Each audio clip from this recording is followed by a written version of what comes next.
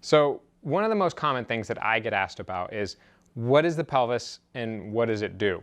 So I want to kind of go over that, so I'll go through a little bit of the anatomy and just some postures, things like that too. So just to start out, kind of where are we at?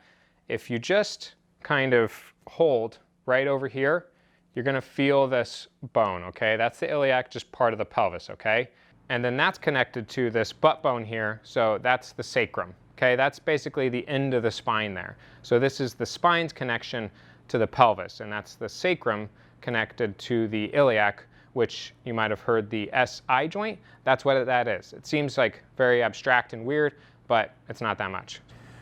So you have here, which is that bone that we can feel when we go in, that's the iliac, okay? Which again, there's other bones in here, but we just kind of can call this the pelvis for now. So you have this right here, and on the back, you have the sacrum, okay? And then so this connection from the sacrum to the iliac is the SI joint there, and then you can see it has a direct connection to the low back, the lumbar spine right here, okay? This little spot right here is where the femur fits in, okay? So that's our hip joint right there. And then you can see that when you move, actually do it this way.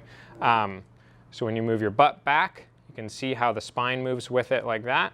And then when you tuck your butt in, the spine can move in that direction as well.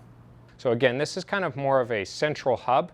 When this moves, things can move and get a little wonky around it. So just going to give you an idea of that. So we have, when we stick our butt out like this, you can see how it kind of arches my low back, so it changes it, okay?